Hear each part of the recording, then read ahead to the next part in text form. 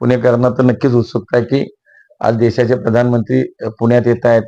त्यांना ऐकायला मिळेल, पाहायला मिळेल आणि अनुभवायला मिळेल. मला असं वाटतं की हीच उत्सुकता माझ्यासारख्या कार्यकर्त्याला सुद्धा आहे, की आज त्यांच्यासोबत मला बोलता येणार आहे. त्यांच्यासोबत काही काळ मला त्यांचा सहवास मिळणार आहे. त्यामुळे एक बूथ प्रमुख म्हणून कार्यकर्ता काम करायला सुरुवात केली. तो आज लोकसभेचा उमेदवार आणि देशाच्या प्रधानमंत्र्यांसोबत आज काही वेळ घालवायला मिळणार. हा एक वेगळा आनंद आहे माझ्यासारख्याला. पुण्यावरती खरं तर प्रधानमंत्र्यांचं विशेष प्रेम आहे.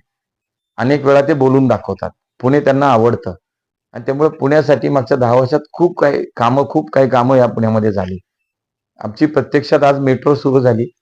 आज मेडिकल कॉलेज पुण्याला मिळालं, विमानतळाचं विस्तारीकरण झालं. पुण्याच्या नद्यांच्या प्रकल्पासाठी 1000 कोटी रुपयाचं अनुदान केंद्र सरकारनं दिलं. चांदणी चौकासारखाचा एक मोठा प्रकल्प मार्गी लागला. आज तुम्ही बघा कात्रज कोंढवा रस्त्याच्या तिथे आज उड्डाण पुलांची नव्यानं निर्मिती होते. ते काम केंद्र सरकारच्या माध्यमातून होत आहे. आज मेट्रोचं आणि अजून 2 मार्गांचं काम पूर्णत्वाकडे चाललंय. प्रधानमंत्री आवास योजनेतनं आज हजारो गरिबांना घरं पुण्यात मिळत आहेत. पीएमपीएमएलच्या ताफ्यात सार्वजनिक वाहतूक व्यवस्था सक्षम करण्यासाठी 350च्या आसपास बसेस केंद्र सरकारच्या माध्यमातून या पुण्याला मिळाल्या. अजून इतकी कामं या केंद्र सरकारच्या माध्यमातून मोदीजींच्या माध्यमातून पुण्याला मिळाली. त्यामुळे पुणेकर निश्चितपणे पुढची निवडणूक म्हणून पुन्हा एकदा प्रधानमंत्री करण्यासाठी म्हणून मोदीजींना 100% आज आपला पाठिंबा देत आहेत.